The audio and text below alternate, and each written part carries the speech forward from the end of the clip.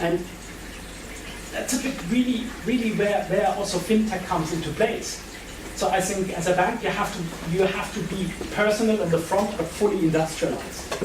And I think they have to generate service packages that are really like industrially constructed, but adapted to the clients. Be it, for example, I could think about many ways of creating differently standard credits. For example, instead of having a credit where every month I loan 10,000 francs, repay it 3 years, and pay a fixed amount every month. I could think about a credit where, say, it can be flexible. It can be 3 to 5 years. And I pay more in the bonus time than in the time I have to pay my taxes. Could be easily done because you just have to calculate the net present value of that thing and maybe you add a little fee or some extra interest on it. And in this way it could also help the bank, because if I cannot pay and I miss a payment, it has to put me to the list of non-performing loans and I have to make and put capital behind it. If they already have a rule in place that if I don't pay for 1 month and it's more flexible, they don't have to write off the loan because maybe I just have 2 months of problem because I'm a freelancer. And then later I get a very nice job, can repay. So you could create a lot more personalized service to the individual situation of the client, even on standard stuff like credit. You can do the same, especially in wealth management. But everything else behind it should be fully industrialized. So there's this flexible credit, it has this and this parameters, can be put in a service. And of course, but somebody has to build this new software for this really nice adaptive credits. And then in the end, you need to shape the client experience. This is the core thing. Banking is the service, and your product is the service. So you have to concentrate on the service, and the rest do it efficiently. And for everything else, concentrate on the efficiency, not on the production. Because if Mercedes gets in Bosch and Continental and the cockpits at BMW are built by a company called Spitznagel, nobody knows that the full cockpit designed by a company who then integrates, I don't know, the navigation system, which comes from Alpine in Japan, and the indicators come from video of Siemens and so on. Nobody knows all that. But you get a BMW cockpit, but BMW only designs the cockpit and the rest is with suppliers designed. So, but you still very much believe that the BMW is very different from the Mercedes. And so concentrate on the appearance and whether the clients really interacts with the bank or the financial service organization, and then the rest, get it as efficient as possible. And here I believe is the big chance of fintech, because there will be so many small things that can be done better in software, in services, that a bank could outsource, or somebody just doing a certain piece often can do it better than the bank themselves. Everybody does certain compliance check for MiFID. It makes sense that a certain specialized software is created that does it on many banks, because every bank is probably less good at creating the software, developing the software, adapting it to the changes in MiFID, so on and so forth.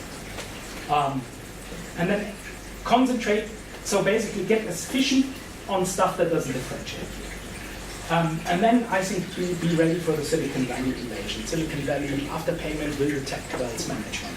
It's a very interesting thing. So it will come. So be prepared for multi-channels. Also with the digital native. Some people want to talk sometimes to the client, sometimes trade on the iPad, or get a machine advice, or at some point look at the iPads and it recommends an instrument but don't understand it, press a video button and talk to somebody who can explain it. So there will be a full hybrid thing on banking. And then everything that is commodity stuff will be, its margins or service fee will be drastically reduced or even be free, because your clients pay with their data or with other access or convenience, and then you will lose payments. And clearly, I think also banks need to think very strongly about where human interaction is key for the success, and where an application or machine does the job better or equally well at a much lower cost. And when you don't know where the human interaction, where you really need somebody explaining something, or which group of clients need explanation and which rather likes to sit at 10 in front of the bank and does a little bit of trading, then you don't know real sales channel, and then you cannot design the packages for the right type of clients. and then say, get away from all the commodity services that can be easily switched. There's no point in keeping that. And if you already look a bit to the US, for all this banking and settlement, the settlement for banks, I think there's 10 organizations left, and there's Pershing, which settles 12,000 billion now.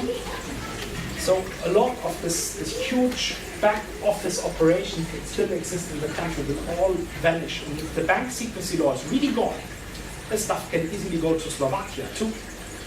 So really think about what you do as a bank, where you talk to the client and everything else, get a good industrial solution. And here, I believe many opportunities for the whole fintech idea will pop up on IT, on algorithms, on services, on software. And that's why, if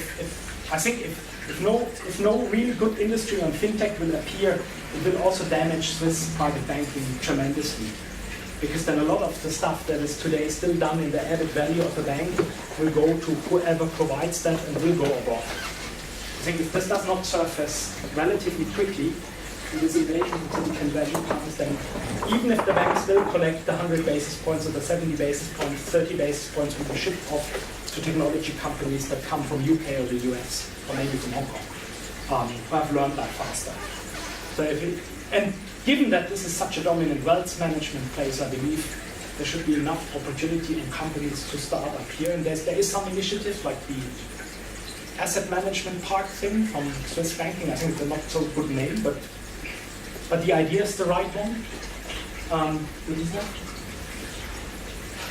Swiss banking and the Bankiervereinigung is creating an initiative to support more asset management and fintech, and is collecting money for basically to finance startups, maybe find something like the Techno Park, and it's going from UBS to Credit Suisse, even to the industry in Basel, and to collect money to support startups and things like that. Cool. I think it's Asset Management Park. It's called Asset Management Park. I can put you in contact with people who, and John knows this also very well. Yeah, we can tell you more about it. Yeah, Mrs. Reinhardt is coordinating that, and I agreed to be in the steering committee. Great to hear. So, but this is an initiative where the Bankiervereinigung, Swiss banking, understands it needs to foster innovation for its own survival. And also one point, I don't write this on the slide, but I don't think a bank is the best place for innovation. I think a bank is geared for stability and dealing with the compliance issues and all that, but this is of course very much in contrast to an innovative culture. And that's why I think most of the innovation will come outside from banking, but for banking. And will be created of course by people also from banks who have an idea, who see, hey, there's a service needed or technology needed. For example, the core banking software provider Avalok is a spin-off of a bank. It was the BZ Informatik, and then grew because it understood that for wealth management you need a better type of core banking because they have all their fragmented systems. And something similar with the spin-off from a bank, or people leave a bank, or people come from the ETH, have some technology idea that applies